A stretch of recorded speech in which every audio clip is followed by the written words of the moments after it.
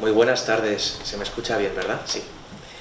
Bueno, pues para mí es un placer compartir mesa hoy real y virtualmente con tres grandes mujeres de teatro, tres grandes investigadoras de teatro y también practicantas del teatro, como son Marina Rosenzweig, Marina Sarale y la profesora Joanna Mankowska. ¿Hay un pequeño retorno, puede ser? Sí. Creo que son vuestros portátiles, me parece. No, es la cámara, es la cámara. Ah. Pero no sé cómo se quita eso. No, ni idea. No, es la pantalla.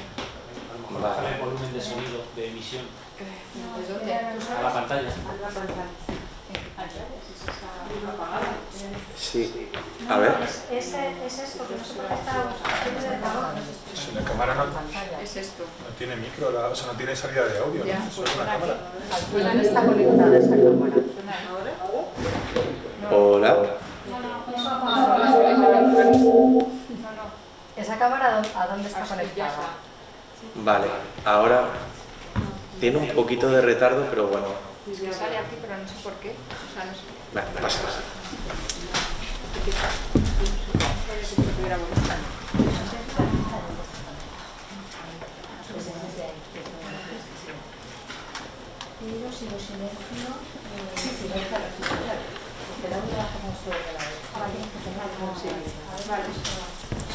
Bueno, pues como os decía, ahora sí, es un verdadero placer compartir mesa real y virtual con tres grandes mujeres del teatro. Marina Rosenzweig, Marina Sarale y Joanna Mankowska. Estas tres mini ponencias muy ajustadas en el tiempo, me tenéis que disculpar, nos van a permitir establecer una conexión maravillosa entre el sur y el este, ¿no? Creo que estamos un poco aquí en esta confluencia estupenda entre estos universos de Argentina, Tucumán, Mendoza y también Varsovia, a través de la profesora Joanna Mankowska. Voy a presentar brevemente cada una de las ponentes de hoy. Voy a dar paso inmediatamente después a su intervención y luego al final espero que tengamos algunos minutos para que podamos también compartir preguntas y debatir algunas de las muchas e interesantes cosas que se van a poner un poco aquí en el aire en la tarde de hoy. Bueno, voy a empezar presentando a Marina Rosenzweig, que es teatrista y artista multidisciplinar, licenciada en teatro por la Universidad Nacional de Tucumán, Argentina, donde trabaja como profesora impartiendo la asignatura de Historia del Teatro.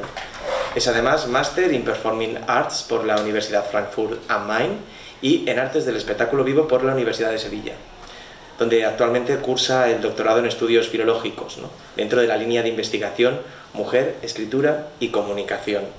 Es becaria además del programa Paulo Freire de la Organización de Estados Iberoamericanos y ha publicado los libros Memorias de ellas y Diario de las Amantes.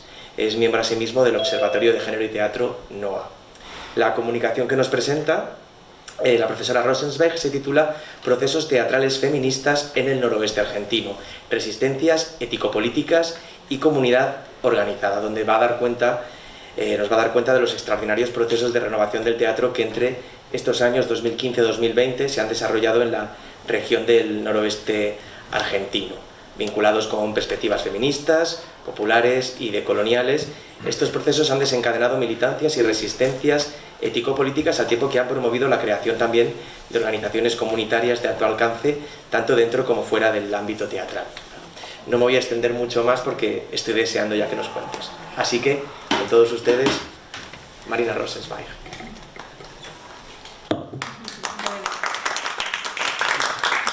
Muchas gracias, funciona esto, ¿no?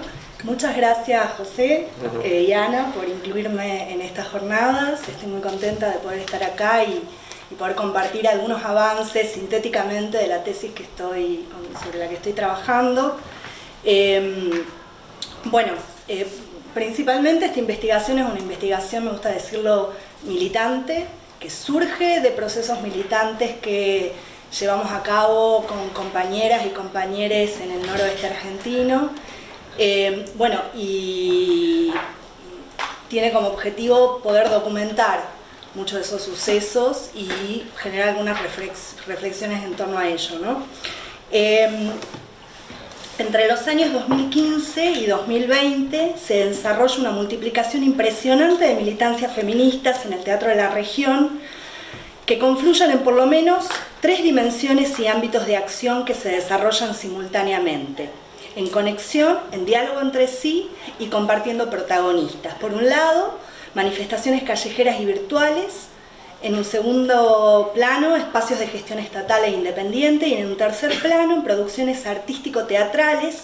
Estas se desarrollaron especialmente promovidas por los movimientos feministas globales de la última década, y entre las movilizaciones nacionales masivas del primer Ni Una Menos, desde el 3 de junio de 2015, en contra de los femicidios, que se replica cada año en esa fecha, y también por las luchas por el aborto legal desde el 2018 hasta el 30 de diciembre de 2020, fecha que se consiguió la ley de interrupción voluntaria del embarazo en Argentina.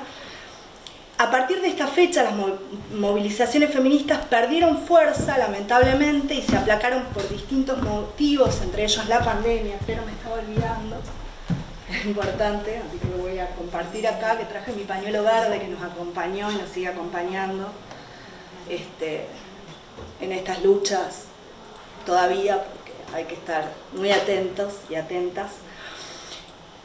Por primera vez, 2 problemáticas de género centrales, como son la lucha por la violencia patriarcal y el reconocimiento de la autonomía sobre nuestros cuerpos, se volvieron agenda, debate público y lucha masiva. Una marea verde que todo lo inundó.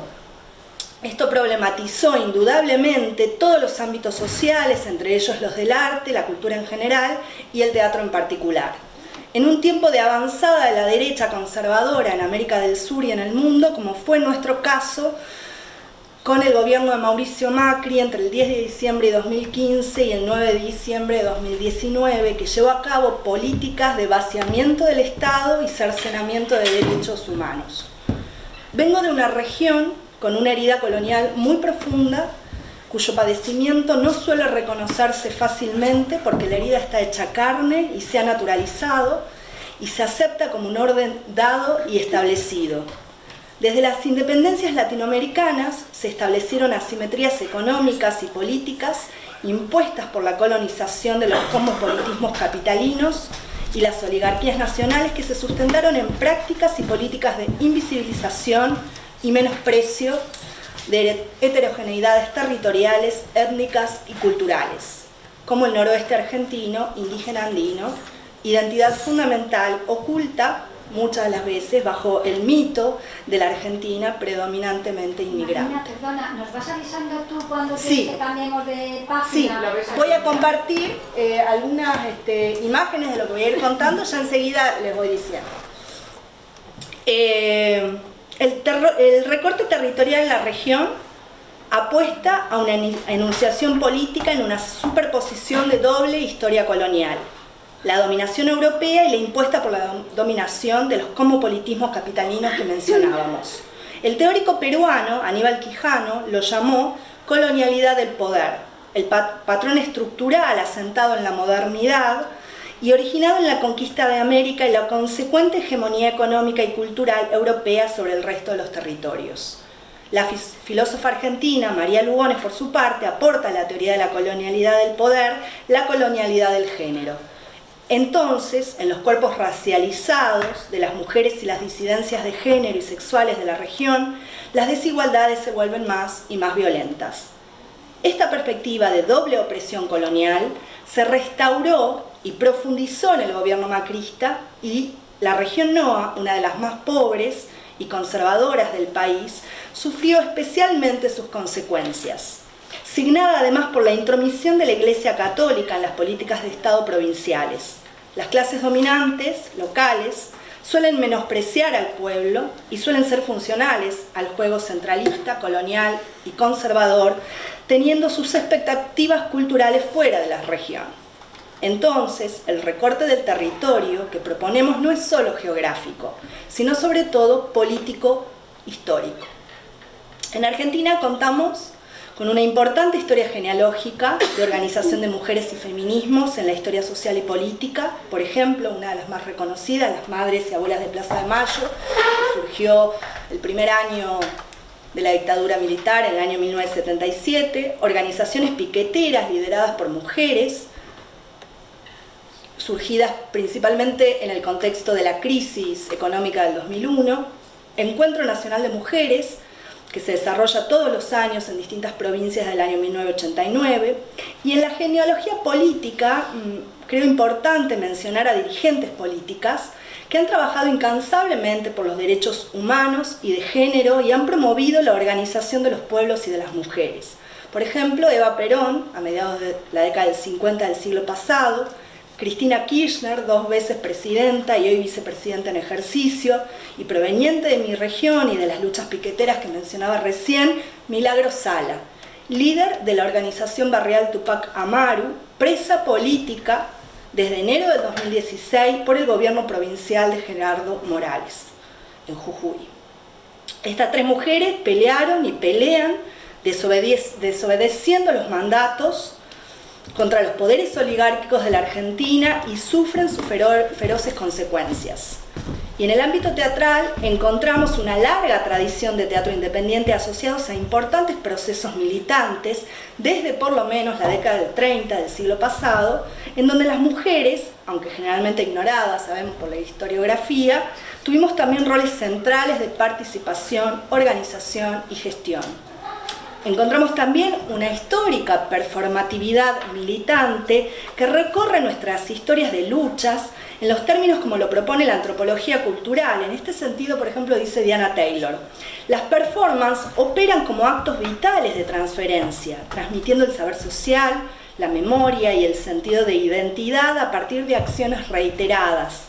Y pensamos entonces en las rondas de las madres, repetidas cada jueves hace 45 años ininterrumpidamente en la Plaza de Mayo, con el símbolo de los pañuelos blancos en sus cabezas, recordándonos y reafirmando la necesidad de memoria, verdad y justicia.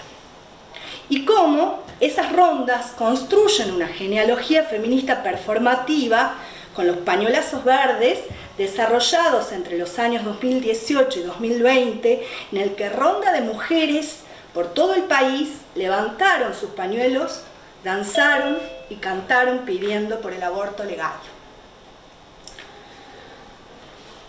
Esta genealogía performativa promovió además la organización de múltiples colectivas, activistas y performáticas en la región. Por ejemplo, la Comisión de Cultura del Ni Una Menos en Tucumán y Ni Una Menos Tilcara Maimará en la provincia de Jujuy, o colectivas de actrices que se volcaron a la performance callejera, como Teatro al Borde, también en la provincia de Tucumán, Grupo Performativo Mariposas en la provincia de Santiago del Estero. Las actrices de la región atendieron a la convocatoria de la colectiva de la Ciudad Autónoma de Buenos Aires, autodenominadas Actrices Argentinas, que se conformó en los primeros meses del 2018. Para acompañar la campaña nacional por el aborto legal, se organizaron colectivas de actrices en todas las provincias del NOA: Salta, Tucumán, Jujuy, Catamarca, Santiago del Estero, que en principio acompañó la campaña por el aborto legal y cuyas luchas se extendieron rápidamente a trabajar por la violencia de género en el seno de las prácticas teatrales de nuestras provincias. ¿Cómo se replicó este campo fértil? A ver, una segunda. Aquí tenemos al grupo Mariposas, es una de las performances que hicieron en el año 2017. Ellas trabajan y hacen y producen performance sobre todo para las 2 fechas, las 2 o las 3, para el Ni Una Menos, para el 8 de marzo y también para el 25 de noviembre. Esta imagen que tenemos acá al costado es de la colectiva Ni Una Menos Tilcara Maimará. Están haciendo una performance en el mercado del pueblo. Tilcara es un pueblo en la provincia de Jujuy, al norte. Entonces, decía, ¿cómo se replicó este campo fértil feminista en el campo teatral de la región? Principalmente llevando las militancias y la organización a todos lados, discutiéndole a los formatos patriarcales de gestión, creación y formación teatral, quizás todavía el que más tengamos que trabajar y el más difícil de penetrar y generando alianzas diversas. Las alianzas entre la macropolítica y las micropolíticas fueron centrales. Contar con compañeras militantes teatreras en cargos institucionales, abriendo espacios de participación institucional, de diálogo y escucha con las comunidades teatrales fue fundamental. Y antes de eso, a ver si podemos pasar un poco. Bueno, esta también es de la colectiva Ni Una Menos Tilcara Maimará. Hay un carnaval muy conocido, masivo, importante en la zona. Entonces vienen realizando esta campaña todos los años en contra de la violencia en el contexto del carnaval. Me parece muy interesante para traerlo hoy aquí. Esta es una campaña del Observatorio de Génito y Teatro NOA que voy a mencionar en un rato. Y la siguiente, esta es una fotografía de la noche de la vigilia, el 8 de agosto de 2018, cuando fue la primera votación en el contexto del Senado, donde no se lograron los votos suficientes para lograr la ley. Recién lo lograríamos, como dije recién, el 30 de diciembre de 2020. Y aquí estamos con las compañeras teatreras en la Plaza Central, en la Plaza Independencia, en esa vigilia. Y creo que tengo una foto más de... bueno, y esta es también cómo las distintas colectivas que acabo de mencionar nos sumamos a la propuesta de la colectiva Las Tesis y realizamos también nuestra propia Un Violador en tu Camino en distintas ciudades, en distintos pueblos de las provincias del NOA. También en esta relación entre lo global y lo local me parece bien interesante para traer a colación. A ver, la siguiente. Bueno, acá estoy haciendo una foto performance en el contexto de una marcha pro vida masiva, muy gigante, que organizaron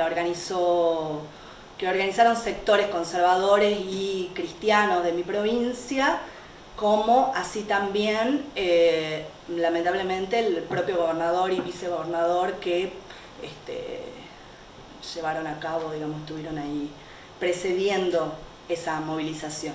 Bueno, y este era en el contexto de la previa de la movilización, rodeada por mujeres pro vida, con sus pañuelos celestes, en un bar de la zona. Decía que la relación entre la macropolítica y la micropolítica no fue central, y en ese sentido, como algunas compañeras pudieron ingresar a espacios estatales, instituciones estatales, y en ese sentido menciono particularmente la representación provincial de Jujuy del Instituto Nacional del Teatro y la representación regional desde también 2015 en adelante por la teatrista compañera Jimena Sibila Sosa, que llevó a cabo una gestión feminista, popular, atípica para la región y posiblemente para otras provincias del país. El Instituto Nacional del Teatro es un organismo muy importante en el fomento del teatro independiente de todo el país. Surgió tras largas luchas de varias décadas de integrantes del teatro independiente, que logró conseguir la Ley Nacional del Teatro, que se promulgó en el año 1997 y que permitió la creación del organismo en el año 1998. Desde allí, Jimena ideó y organizó espacios de encuentro, reflexión, debate y construcción colectiva muy importante para esos años. Foros provinciales en Jujuy que derivaron en plenarios regionales NOA. Se organizó el primero en el año 2016, el segundo en el 2018 y el último en el 2020. Y las primeras jornadas de reflexión en teatro y género en el año 2019, desarrollando políticas públicas desde el feminismo popular con el objetivo de dar lugar a sectores menos favorecidos por la institución y acompañar las demandas de género de la comunidad teatral. Promovió, junto a otras compañeras, la creación del Observatorio de Géneros del Instituto Nacional del Teatro, que tuvo enormes resultados hasta el día de hoy en tanto análisis y puesta en práctica de representatividad igualitaria de género en las actividades del organismo y en tratamientos de denuncias de violencia de género en el seno institucional. Estas políticas públicas de gestión feminista, tengo una imagen, a ver, ¿qué sigue? No, la anterior. Perdón. Esta, aquí estamos realizando, porque este plenario, el que fue en Tucumán en 2018, fue en junio, unas semanas antes de la votación en diputados por la ley del aborto, y bueno, y acá estamos realizando un pañuelazo con las compañeras teatreras del NOA, en ese, dice primero que en realidad era el segundo plenario de teatristas del NOA.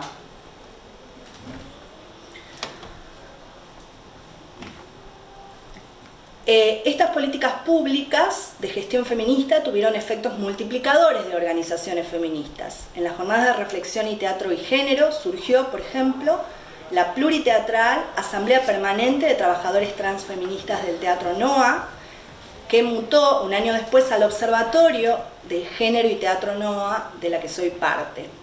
Fuimos construyendo una red de trabajo y reflexión, poniendo en marcha una agenda de género en el teatro desde una perspectiva regional,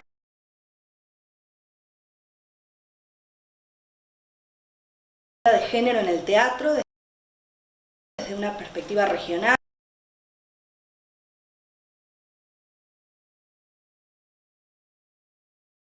desde una perspectiva regional,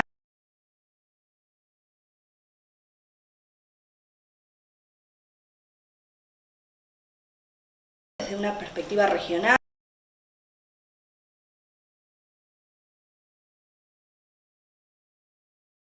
desde una perspectiva regional,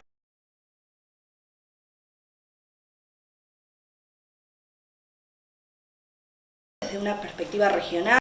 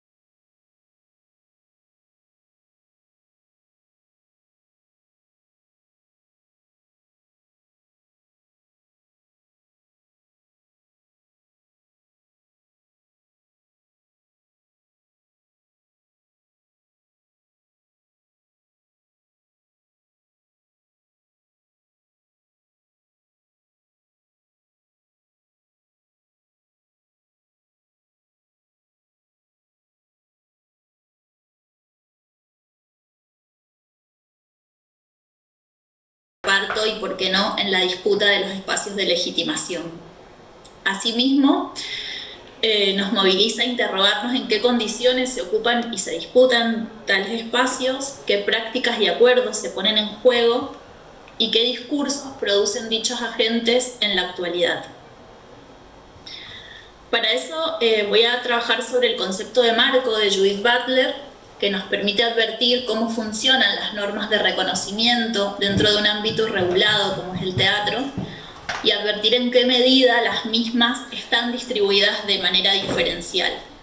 Enmarcar una serie de hechos y presentar una acción nos posibilita el alcance de una conclusión interpretativa que pone en evidencia el esquema de inteligibilidad que lo rige. Tales esquemas, establecen los términos, las convenciones y las normas que preceden al acto, a la práctica o al escenario de reconocimiento y van creando las condiciones de reconocibilidad.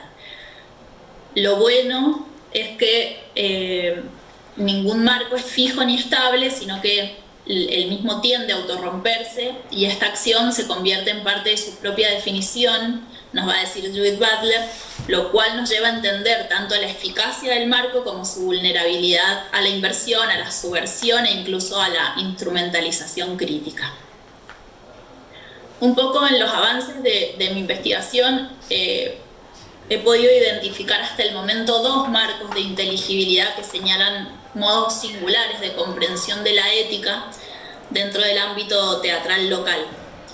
Y a partir de este escrito comienzo a desarrollar lo que sería un tercer marco que se funda aproximadamente a partir de 2015, que Marina en su ponencia hace un buen resumen del estado de la cuestión, a partir, en el contexto del surgimiento de Ni Una Menos en Argentina y todo el devenir después de las luchas por el aborto, el paro internacional de mujeres, entre otras acciones, cuyo impacto logró introducir las perspectivas feministas en todos los ámbitos de la vida.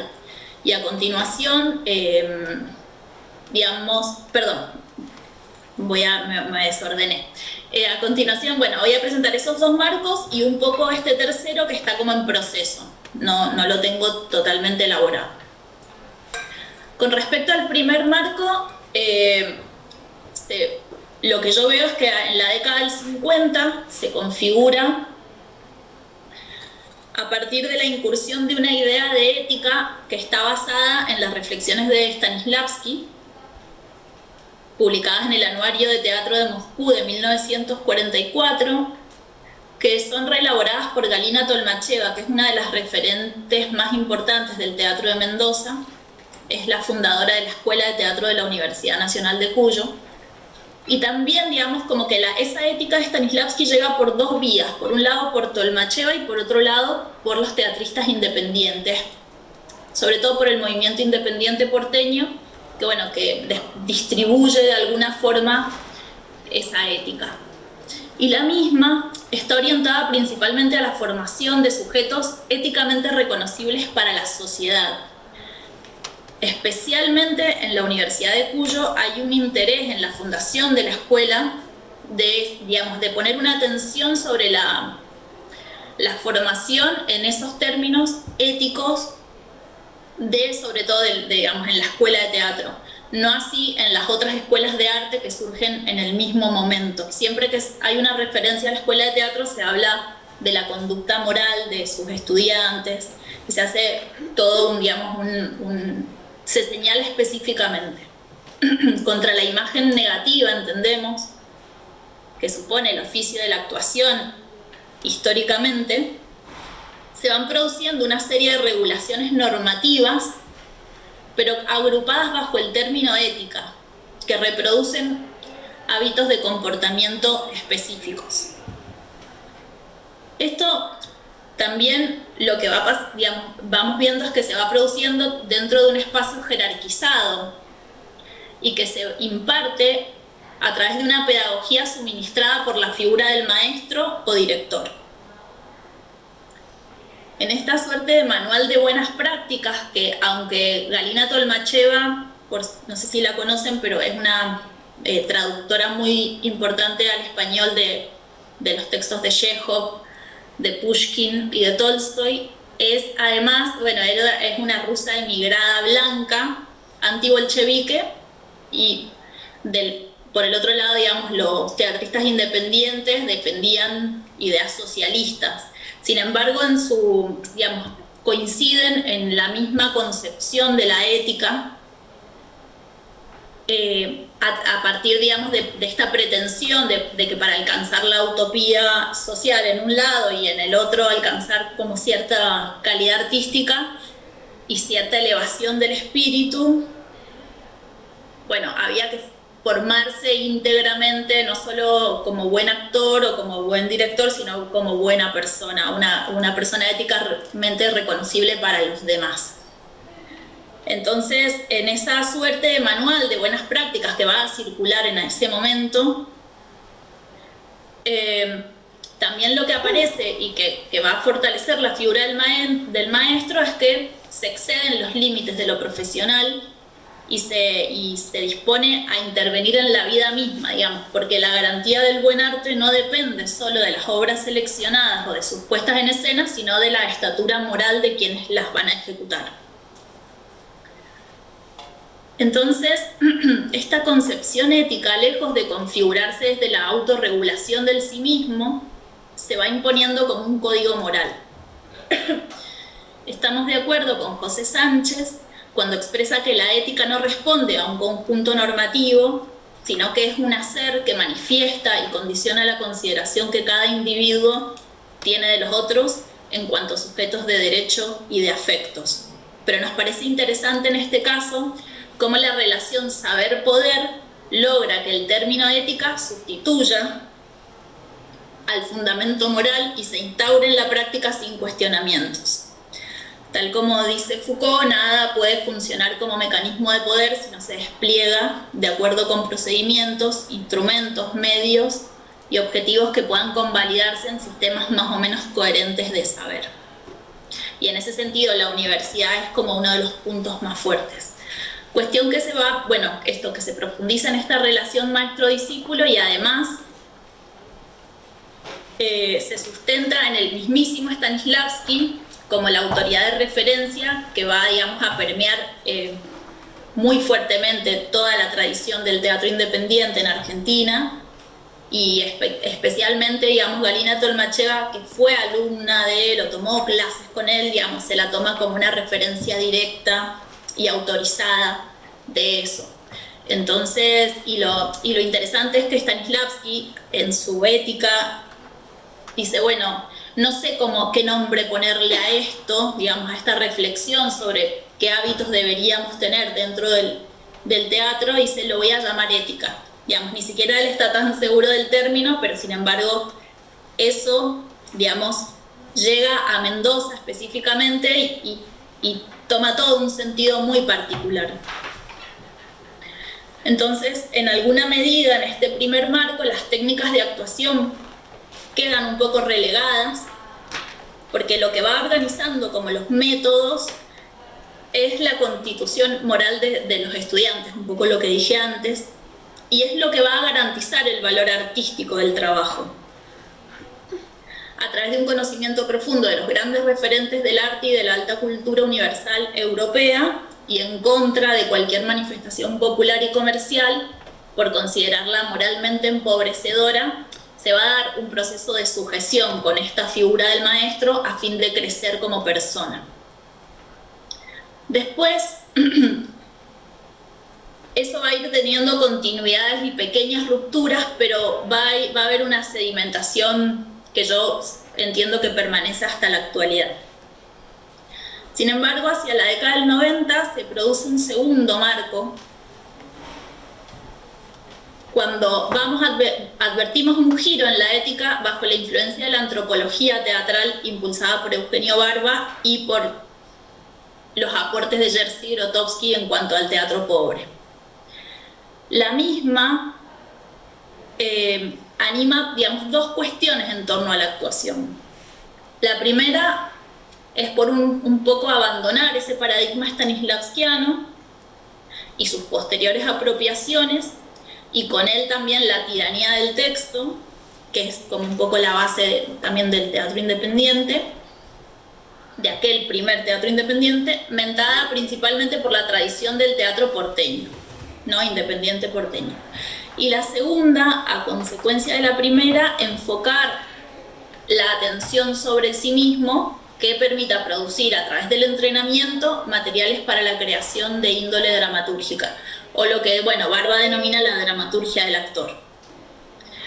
En dicho proceso, la ética desplaza, digamos, el objetivo del reconocimiento social a través del arte hacia una ética del cuerpo enfocada en el entrenamiento de la actriz y del actor como garantía de calidad artística.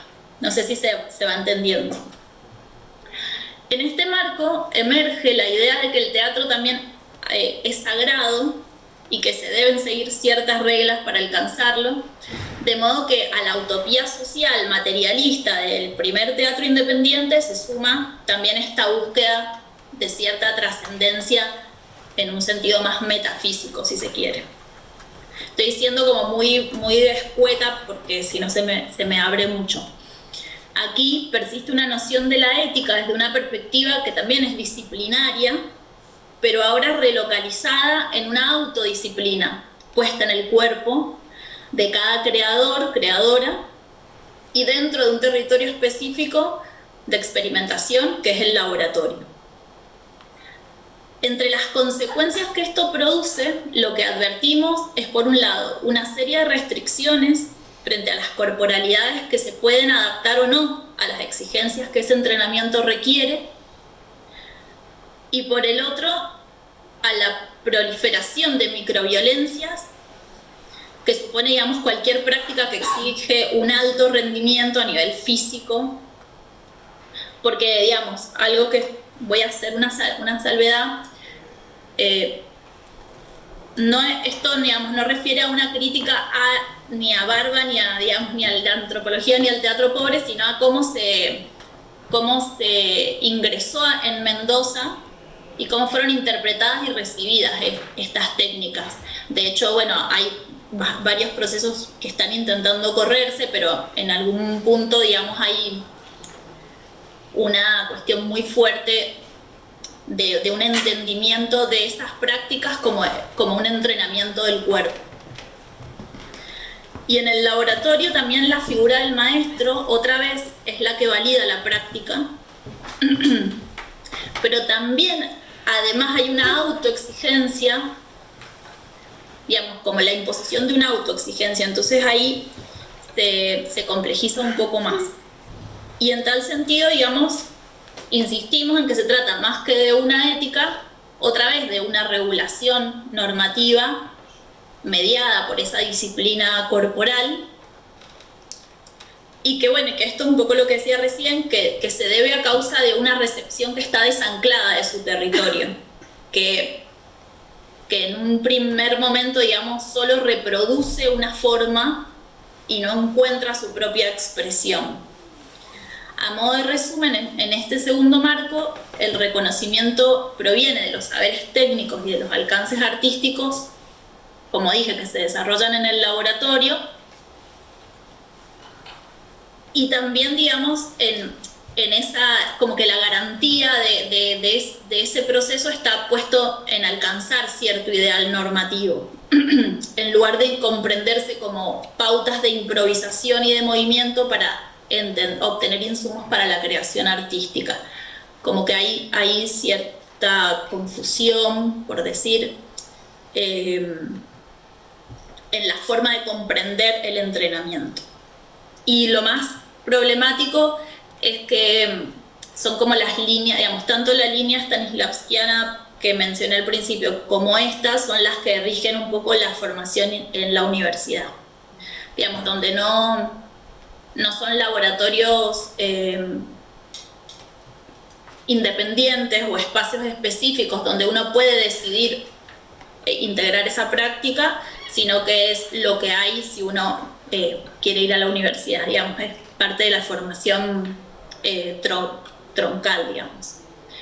Específicamente, bueno, un poco voy volviendo sobre esta relación maestro-discípulo y viendo cómo va tomando como distintas formas, un poco digamos, cómo nos preguntamos cómo es posible, digamos, si es posible subvertir esa relación o si es necesario desarmarla, y también cómo, a pesar, digamos, de toda la impronta, de todas las preguntas que nos venimos haciendo desde el 2015 para acá, cómo sigue muy vigente a la vez. Y bueno, y en cuanto al tercer marco, lo que podemos afirmar es la inflexión que implicó el surgimiento del movimiento Ni Una Menos, que permitió la emergencia de una serie de cuestionamientos en los ámbitos de formación, de creación y de producción teatral. Y esto, como un poco lo que mencionaba Marina, más allá de la violencia de género como motor que dio impulso a dicho movimiento, como también se produjo una ampliación, una clasificación y una circulación de toda una serie de violencias que atañen los ámbitos cotidianos, entre ellos los laborales y los teatrales. La posibilidad de poner en cuestión y en perspectiva las trayectorias de directores que sufrieron denuncias durante el auge de los scratches, allá por 2017 y 2018, hizo que necesariamente las mujeres y disidencias revisaran sus propios recorridos y observaran en qué medida esas violencias las atravesaban. Además de generarse espacios de organización como el colectivo de teatreras en la provincia de Mendoza o una escena propia, que fue un encuentro más a nivel nacional de directoras, y todos los que se han mencionado hasta el momento, también se propiciaron espacios de contención para las personas afectadas, y una de las primeras cuestiones que surgió tuvo que ver con revisar qué tipo de contrato, qué pactos, qué ética regulaba las prácticas hasta ese momento y qué lugar ocupaba la vulnerabilidad, teniendo en cuenta que esta última forma parte constitutiva del insumo creativo, sobre todo en lo que respecta a las dramaturgias del cuerpo. Para acompañar esta reflexión, convoqué a 3 colegas, docentes, directoras e investigadoras, Gabriela Simón, Verónica Manzone y Eliana Borbalás, que tienen 3 trayectorias un poco testigo de los hábitos descritos en los marcos 1 y 2, porque vienen formadas de espacios independientes y han pasado por varias, un poco por esas escuelas, por decir, y a la vez 3 testimonios que señalan alternativas que están en progreso, en proceso, hacia una ética de los afectos, del cuidado, de la escucha y del trabajo colaborativo. Una de las primeras cuestiones que surge al conversar sobre la ética con Verónica es el tema del pacto de silencio. La toma de conciencia de que no hay acuerdos previos, sino aspectos que se aprenden en la etapa de formación ligados a los primeros marcos, es decir, a un disciplinamiento que supone la obediencia al maestro / director y un compromiso de autoexigencia sin cuestionamientos. Hay algo que no se dice, pero se va incorporando y va haciendo cuerpo. En otras palabras, el acuerdo es tácito y se anuda a ciertas formas rígidas que ligan la ética al compromiso político y a una forma de hacer que reproduce hábitos que se amparan bajo un lema que es bastante fundacional del teatro independiente, que es la prepotencia de trabajo, que es una frase de Roberto Arlt para uno de los primeros textos fundadores del teatro independiente, y que por lo menos en el ámbito en Mendoza circula mucho en boca de algunos directores, ¿no? Como logramos esto por prepotencia de trabajo. Pero bueno, detrás de esa prepotencia de trabajo hay un trasfondo que impone una normativa que queda solapada porque lo que persigue en el horizonte es una utopía, que es la posibilidad de la transformación social, ¿no? Y entonces ahí es donde me pareció interesante cómo, digamos, cómo aparecía, se podía empezar a ver un poco más las capas, digamos, que van configurando cierta tradición. En el caso de la charla con Gabriela apareció la cuestión de la importancia, de lo importante que es que cada una se reconozca como parte del sistema también. Y cómo a partir de eso es posible tomar distancia, proponer e imaginar otras alternativas que puedan interrumpir en alguna medida ciertas lógicas, la fijeza de ciertas formas, la rigidez, las ideas, la continuidad acrítica de ciertos hábitos. Contra un sistema verticalista y patriarcal donde en la mayoría, digamos, de los casos los discursos y las prácticas están escindidas. Eso también me lo señaló Verónica, dice, hay una apropiación del discurso del consenso y de la no violencia, pero no se hace efectivo en la acción. Y entonces, en ese sentido, también lo que aparecía en las 3 conversaciones era como cierta sincronicidad ante la emergencia de un malestar, digamos, como la sensación previo al 2015, más o menos, como ya sentir que hay algo del propio sistema del teatro, de la forma en que se produce y se crea, que venía haciéndoles ruido, pero sin embargo, como a partir de todo lo que ocurrió post-2015, se crearon como las condiciones de posibilidad para poder tomar otros rumbos. Sobre todo porque ante la posibilidad de denunciar la incomodidad, el malestar o incluso en las situaciones más graves los abusos o las violencias puestas en juego, el pacto, digamos, de silencio se restituía. Y cómo a partir quizás del 2015-18, cuando la cosa estaba como un poco más fuerte, se pudieron tomar otro tipo de medidas. No sé si me escuchas ahora, Marina, pero sí, te voy a ir pidiendo que vayas ya cerrando, ¿de acuerdo? Bien. Sí, Muchas sí, gracias. Sí. Entonces,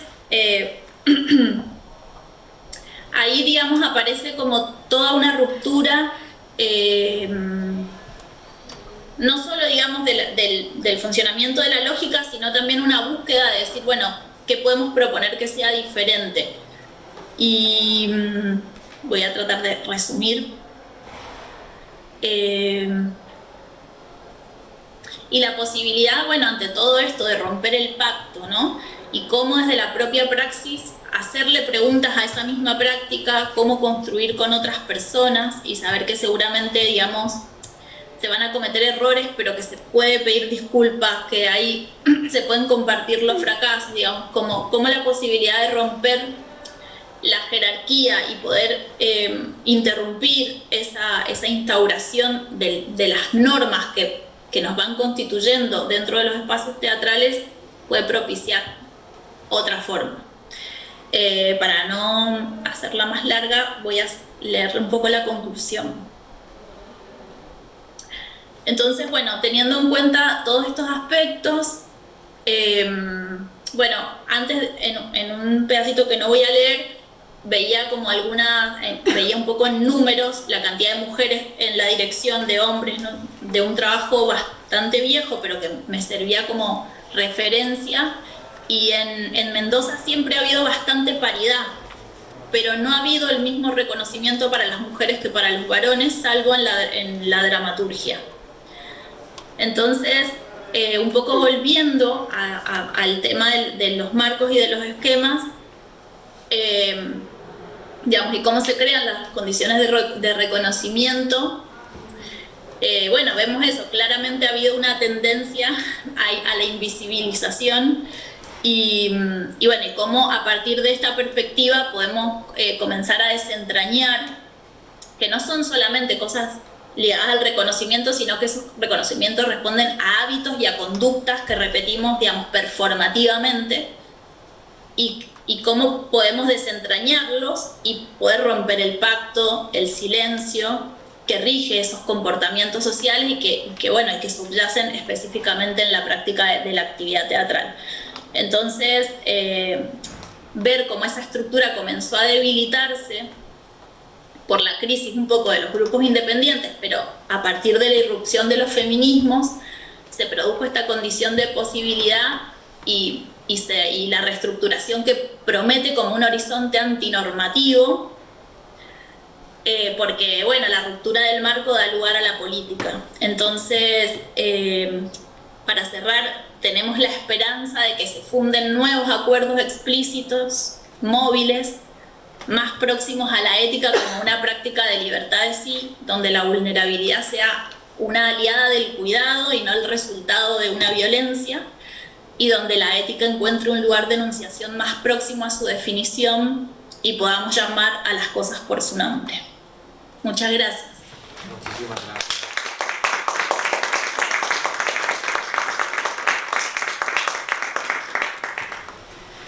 Y continuamos y también cerramos ya con la profesora Joanna Mankowska de la Universidad SWPS de Varsovia, que es ya una presencia casi obligada en estas jornadas internacionales de teatro y feminismos. Es especialista en teatro español y no solo español, como le gusta recordar, y ha situado el rito y el mito, y en particular el mito de Don Juan, en el centro de su carrera investigadora. Es verdad que resulta casi una provocación destinar algunos de nuestros valiosísimos minutos, ¿no?, a la que es posiblemente nuestra aportación más polémica e incómoda a la cultura teatral, y sobre todo una cultura teatral que queremos construir desde la igualdad, ¿no?, que es el famoso burlador. Una herencia que, bueno, sin duda es una herencia envenenada, pero con la que más tarde o más temprano muchas creadoras y creadores sienten la necesidad o la invitación de enfrentar. ¿Hasta qué punto Don Juan sigue contando algo de lo que somos?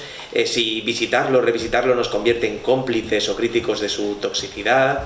¿Y qué pasa con las doñas Juanas, que también las hay en la historia de la literatura? Reconocerlas y darles voz es parte del problema o parte de la solución, ¿no? Así que con Don Juanes y Doña Juanas o Don Juanas del teatro español y no solo español, la profesora Mankowska nos va a poner en la pista de algunos hitos interesantes en este diálogo del teatro con el eterno mito sevillano. Así que cuando quieras, Joanna. Muchas gracias, José, y muchas gracias a los organizadores por haberme invitado con mi ponencia, y muchas gracias a todos ustedes por haber venido para escuchar esta intervención muy corta, para mí demasiado corta. Y antes de empezar tengo que confesar que para mí presentar este tema es el tema que yo investigué más de una década y con mucho entusiasmo. Presentarlo en 20 minutos es un verdadero reto, así que me temo de que, José, tengas que interrumpirme en un momento. Mañana, como la profesora Joanna estará por la escuela estos días, pues tendremos ocasión de completar tu intervención y preguntarte mil cosas. Yo sé que es complicadísimo. Sí, pero claro, bueno, lo que podamos escucharte va a merecer muchísimo la pena. Bueno, entonces la posición del personaje femenino en el mito donjuanesco cambia de modo importante ya en el siglo XIX. De la presa, cuyo rol aún más que en satisfacer el deseo sexual de Don Juan parece consistir en darle a este la oportunidad de triunfar sobre otro hombre al que ve como su rival, pasa a ser cazadora, y la presa será ahora Don Juan. Y es la modificación que en las primeras décadas del siglo XIX propone Byron en su poema. Pero en cuanto a este cambio de posición de la mujer, en cuanto al mito donjuanesco en el siglo XIX, hay que decir que también se la presenta, se empieza a presentarla como capaz de decidir el destino de Don Juan, de influir en su comportamiento, despertando en él el deseo de lo absoluto, de lo puro, las ganas de arrepentirse, las ganas de cambiar. Y esto podemos encontrarlo en Zoria, como ustedes creo que saben perfectamente, en Pushkin, en Lenau. En Lenau incluso aparece la idea de que las mujeres que hacen el amor con Don Juan, gracias a esto, pueden escaparse ya por un momento de esta tumba que para ellas es su cama matrimonial. Así que creo que mucho cambia y luego en el siglo XX, en el siglo XXI ya podremos ver que Don Juan no tanto usa o se sirve de las mujeres, que les sirve a ellas para que ellas puedan disfrutar. Así que hay un cambio, creo, muy importante, pero y en cuanto a la propuesta de Lenau, es un tema dramático que este autor austriaco escribe en 1844, entonces es el año en que se publica Don Juan Tenorio de Sevilla. Y bueno, a finales del siglo XIX y principios del siglo XX aparecen numerosos Don Juanes que carecen de vitalidad y fuerza. Entonces, como sabemos, cualidades inherentes de los Don Juanes clásicos o paradigmáticos, bueno, de todas formas los Don Juanes de antes. Aunque hay que notar que Don Juan, incluso viejo, enfermo, impotente y hasta muerto, conserva su capacidad de seducir a las mujeres. Lo confirma el caso del protagonista de la novela Pasiones y muerte de Don Juan de 1919, de una autora danesa, Karin Michaelis. Un viejo y enfermo Don Juan, que hallándose en su lecho de muerte, escribe las cartas a 3 mujeres que apenas conoce, declarándoles su amor y citándolas en su tumba, tan seguro de que éstas acudirán a la cita, que hace una apuesta con su doctor que logrará hacer estas 3 conquistas más después de muerto. Y por supuesto la gana. Y eso nos da ya una pista en cuanto al modo de ver a este personaje en el siglo XX. Será precisamente un mito de amor personificado. Lo que ahora atrae, lo que cuenta, es su leyenda, su nombre y su fama de un amante descomunal, excepcional, y no tanto su persona. A veces eso cuenta, como podemos ver en el caso de la novela Pasiones y muerte de Don Juan. No tiene ninguna importancia porque Don Juan ya está muerto. Y a las mujeres les entusiasma la misma idea de tratar con un mito. El hombre, mito de un amante ideal. Quieren ser seducidas por él, y el mismo Don Juan, cada vez más consciente de que vino al mundo para satisfacer ese deseo de las mujeres, empieza a sentirse más bien como alguien obligado a oficiar de superamante, que como un verdadero conquistador.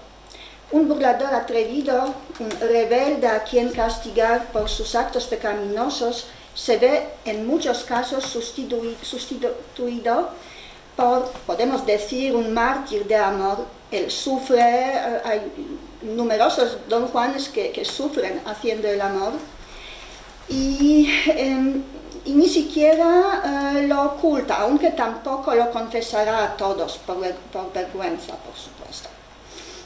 Pero ni siquiera oculta que ser Don Juan le cansa, que hacer el amor con las mujeres a veces le produce un asco, pero lo acepta, pues entiende que es su destino, porque se ha convertido en un mito al que los demás, sobre todo las mujeres, pero los hombres también, necesitan.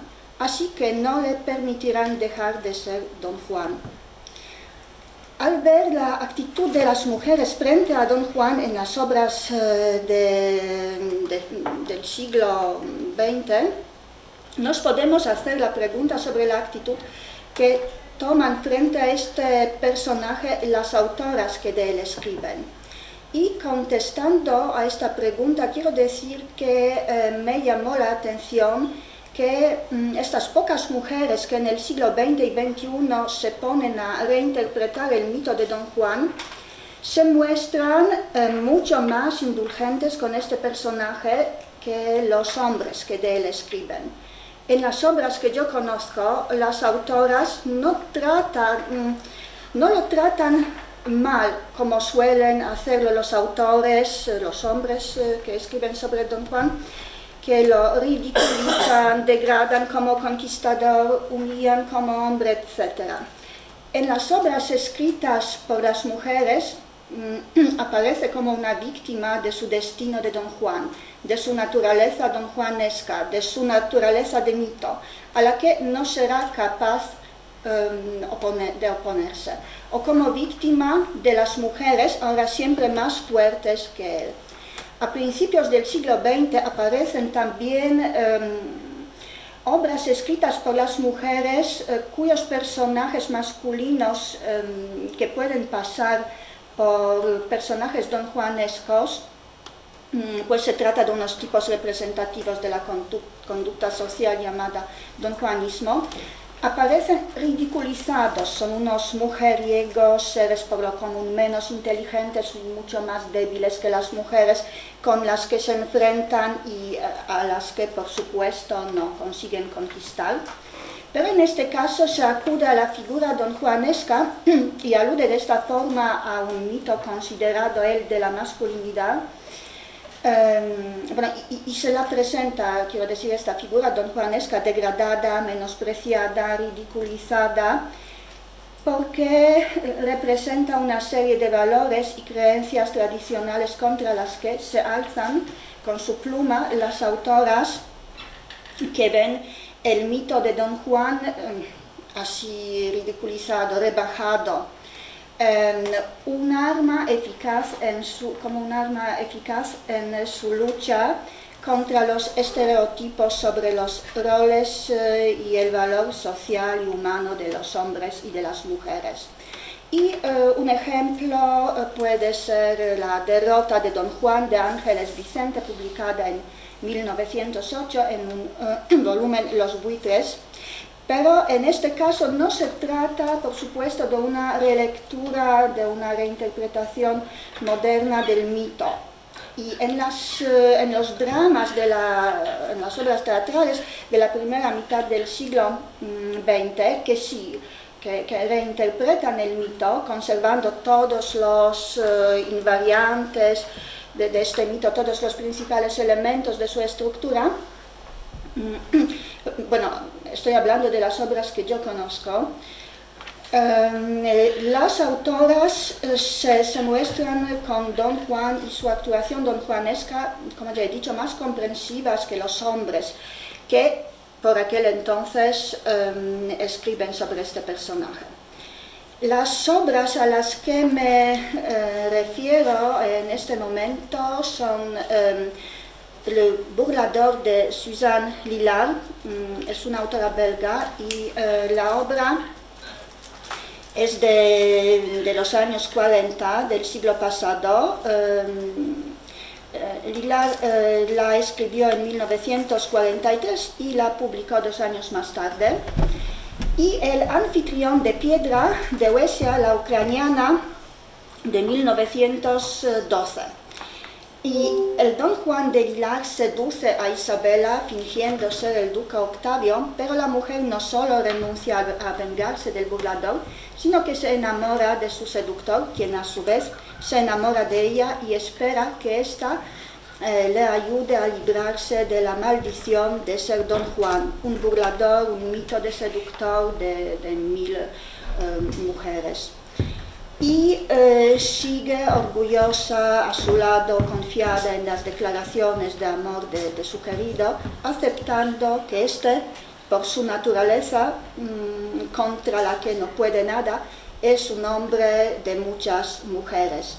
Pero Isabel, a pesar de querer a Don Juan y sentirse y ser querida por él, no llega a cambiar su destino. Don Juan seduce a Ana, mata a su padre y se ve desterrado por el rey a Lebrija, donde está la tumba del comendador y donde, como sospecha Don Juan, los sicarios mandados por el rey lo matarán y el pueblo interpretará lo sucedido como la venganza del convidado de piedra. El Don Juan de Huesia, la ucraniana, se convierte en su mítico adversario, el convidado de piedra, durante una cena cuando, vestido con la ropa de este y acompañado de su viuda Ana, porque en la obra de la autora ucraniana, como en la obra de Pushkin, Ana es la mujer del comendador y también Don Juan también ocupa el puesto en la mesa, el puesto del comendador, como antes lo ocupó en la vida de Ana, de la que se enamoró e hizo viuda. Pero esta vez Ana le va a llevar a Don Juan a la muerte, cuando el hombre acepta como suyas las aspiraciones de su amada que fueron antes las ambiciones de su marido difunto, renunciando al mismo tiempo a sus propios valores, negando su propio pasado. Cambio de postura que encuentra su representación simbólica en el acto de quitarse de un dedo el anillo que le regaló su antigua novia, Dolores, mujer a la que conocía desde que fueron niños, la que siempre le protegía, y luego cuando se dio cuenta de que Don Juan se enamoró de otra mujer, se retiró a un monasterio para que el hombre al que seguía amando pueda ser feliz con Ana. El anillo de Dolores, muestra y recuerdo de su amor, seguía protegiendo a Don Juan, perseguido por los representantes de la justicia, cuando Dolores ya no pudo hacerlo ella misma. Pero cuando, presionado por Ana, Don Juan se desprende de él, la protección mágica de la compañera de su infancia, que no llegó a ser su esposa, termina, y hallándose ya bajo el influjo de Ana, Don Juan acabará su vida petrificado, convertido, en este caso, en su anfitrión de piedra. Es el título de la obra también, lo que tiene lugar, como ya sabemos, durante una cena en la que Don Juan se presentó a los invitados muy disgustados por el hecho, con ropas y armas del comendador, como un heredero de este, como el que heredó no solo a la mujer de su adversario, sino también su proyecto de vida, el de ascender en la escala social lo más alto posible, tal vez conseguir la corona real. Cuando Don Juan, disfrazado del comendador, que mientras vivía representaba todo lo contrario de los valores defendidos por entonces por Don Juan, entonces cuando Don Juan, disfrazado del comendador, se mira en el espejo y ve ahí a su antiguo adversario, se le para el corazón. Pero nosotros sabemos, que los lectores sabemos que este Don Juan murió mucho antes, en el momento de dejarse dominar por completo por una mujer que, en lugar de volverse loca por él y sufrir por su culpa como lo hizo Dolores, decidió servirse de él para realizar sus propios planes, sus sueños de poder. Lo que llama la atención es que el destino de este Don Juan todo el tiempo depende de la actitud de las mujeres frente a él. Siendo novio de Dolores, conseguía escapar a cada peligro porque esta mujer le protegía, y murió cuando otra mujer tan egoísta como el burlador de las primeras versiones del mito le trató a él como un instrumento para conseguir sus propios fines. Y aquí quiero hacer una excursión fuera del ámbito teatral, porque me parece interesante ver cómo las escritoras del siglo XX ven a la figura de Don Juan cuando éste es mujer. Jeanne, protagonista de una novela de Nicole Avril publicada en 1984, es un personaje que tiene mucho en común con el burlador de Sevilla.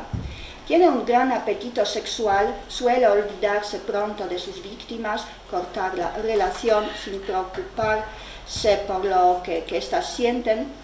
Ella misma domina, controla bien sus emociones, es cardiocirujana, capaz de dar una nueva vida a los pacientes, al parecer, condenados a morir. Y podemos decir que es su modo de enfrentarse con Dios o con la naturaleza, contradiciendo sus planes o cambiando las decisiones acerca de quién puede seguir con vida y quién tiene que morir. Al final, Jeanne muere cayendo de la terraza de su lujoso piso y su muerte la provoca una jovencita para la que era casi como una madre, pero que la odió cuando Jeanne se hizo la causa del suicidio de un adolescente al que la chica quería y que se enamoró locamente de la cardiocirujana que salvó la vida a su madre. El chico al que Jeanne primero trató de un modo que se sintió deseado y aceptado, y luego al verse rechazado cruelmente, se da él mismo la muerte y no regresa para vengarse de su verduga, convertido en un convidado de piedra. Pero de la venganza se encargará otra mujer, no menos despiadada con su víctima que Jeanne solía ser con las suyas. Jeanne domina por completo a los hombres con los que entra en una relación erótica o sexual. Sabe domar hasta los, al parecer, más fuertes e independientes. Y muere, cosa curiosa, o no tan curiosa, no sé, porque así decide otra mujer de convicciones muy firmes y de un carácter fuerte. Y es una chica de, ya no recuerdo bien, de 15 o 16 años, muy joven. En cuanto a los hombres, estos con Jeanne, cuando la quieren y desean, se hacen débiles, hasta impotentes, como le pasa a su marido, un médico famoso, mayor que ella, rico, muy elegante y atractivo, quien solo llega a consumar un acto sexual con Jeanne cuando ésta ya no es su esposa y tiene numerosas relaciones con otros hombres. Y volviendo a las obras teatrales, a las obras españolas... Joana, vamos a dejarlo por aquí. Creo que has hecho un ejercicio enorme de descender a un fragmento de tu investigación que resulta muy coherente, porque nos has hecho un recorrido por esa deconstrucción del Don Juan desde mediados del siglo XIX hasta principios del XX, y has aterrizado con referentes... ¿Y la Don Juan española? Y la de Campos. Yo creo que tú sabes que es interesantísimo. Sí, pero no vamos a tener tiempo. Mañana Joana estará en mi clase y vamos a tener tiempo de hablar del Don Juan de Jesús y también de Javier. De Javier, de Molina Foix. Eso es. De los Don Juanes a los que las mujeres matan. Eso es. Torturan y... Pero bueno, quería que aprovecháramos estos 10 minutos que nos quedan, pues para abrir un poco el debate y el coloquio con... Pero a mí una cita pequeñita para ver una escena de sexo en un hotel de carretera entre un Don Juan y una Don Juan. Para ver que él es mucho más romántico que ella. Y lo vamos a leer. Bueno, bien, vale. Vale, yo Juan. Y yo Inés. Venga, Inés fantástico. Es decir, Juana. Vale, entonces es aquí, ¿no? Es aquí. Vale. Yo busco a la mujer para toda la vida. Verás, para mí la mujer es palacio, un jardín, un paraíso, al que se accede como un privilegio. Ah, y un vergel. Para mí la mujer es un vergel, una fértil pradera en la que quisiera quedarme para siempre. Sí. Y continúa dando saltitos hasta que consigue finalmente montarla sobre la mesa. ¿Quieres ser mi refugio, mi cobijo, mi cielo? Eso no es pluriempleo. ¿Y quieres ser mi tumba? Hombre, dicho así, pero puedo presentarte a una amiga. ¿Quieres ser mi tumba para siempre? Para siempre, para siempre, para siempre, para siempre, para siempre, para siempre, para siempre. Va acelerando el fonicio. Bueno. Suena el móvil de Inés. Bueno, muchas gracias.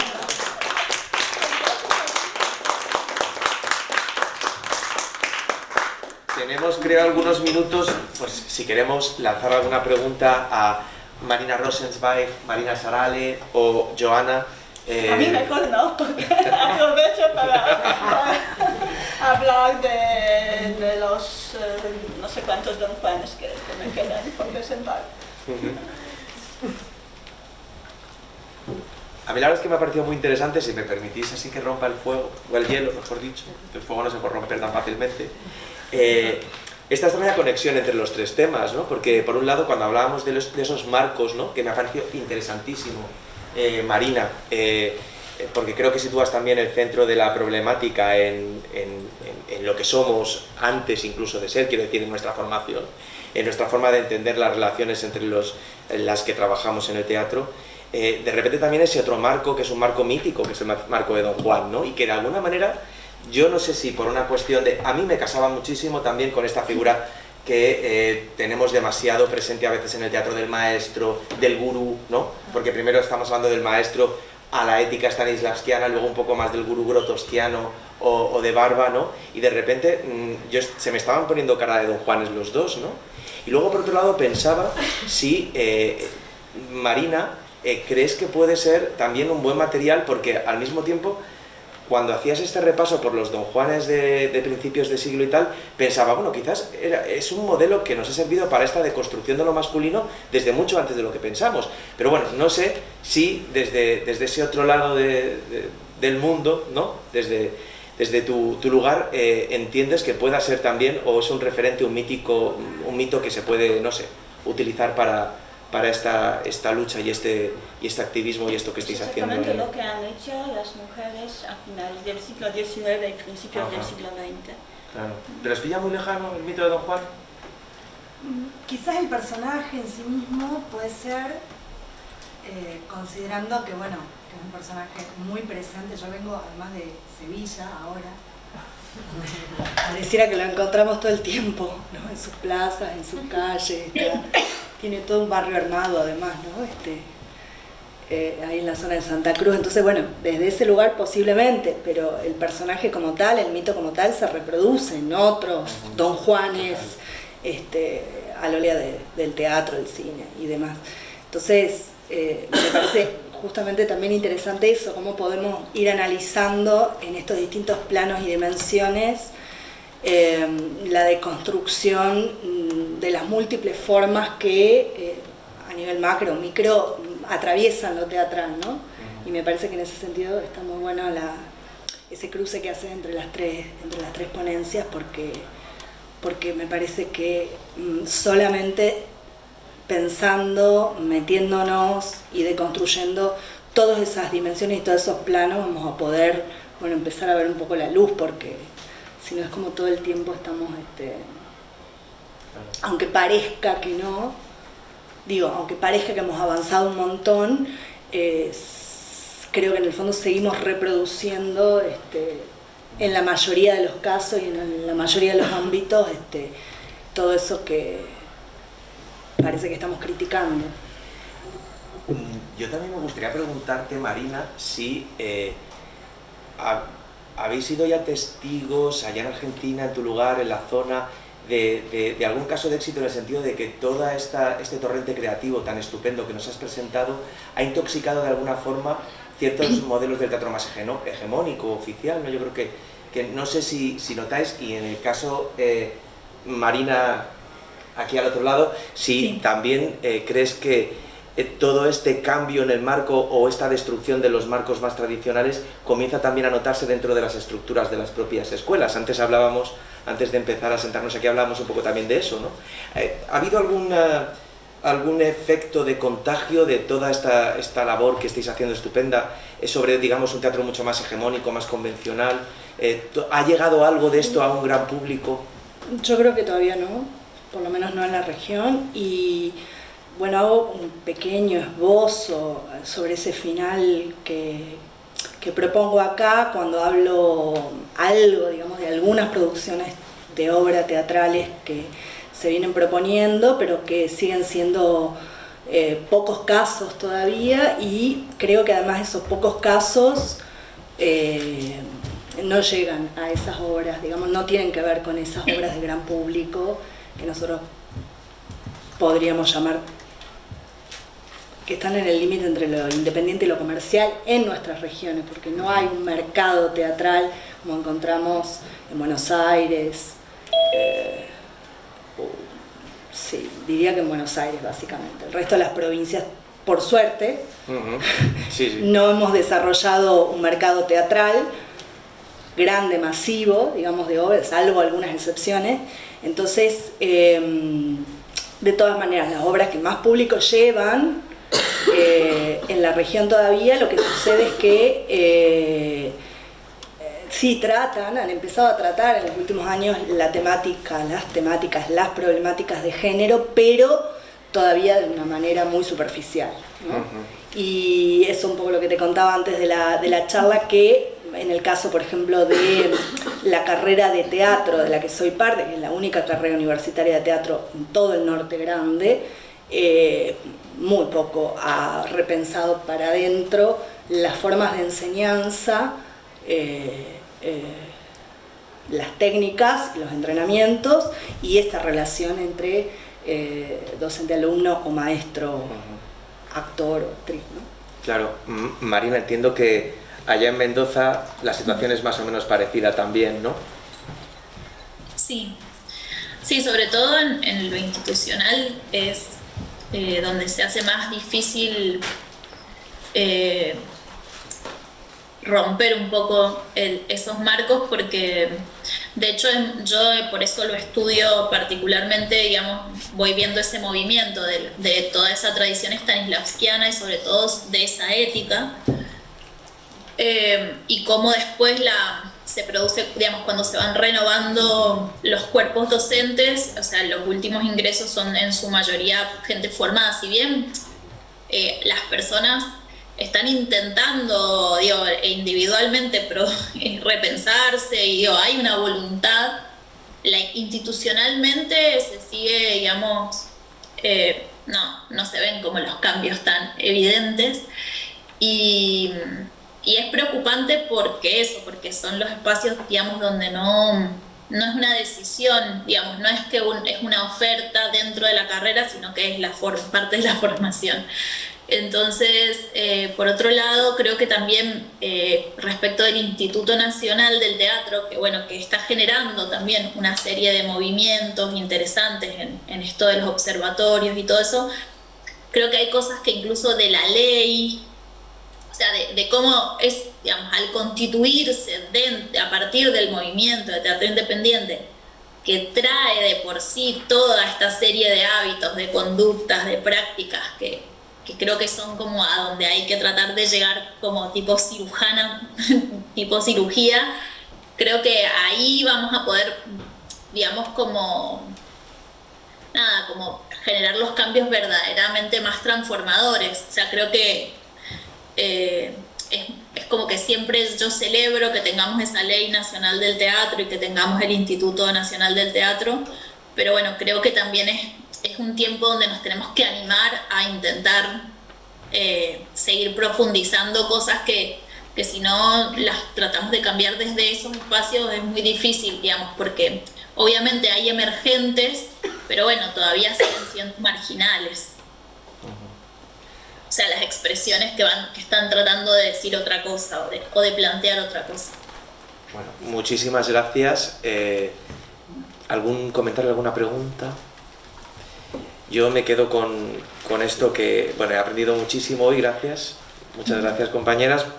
Esta idea de colocar la vulnerabilidad como una alternativa a esos discursos donde el texto, por un lado, y esa ética un poco sagrada del cuerpo, etcétera, pueda de repente abrir nuevas vías que ya se están explorando en los márgenes, ¿no?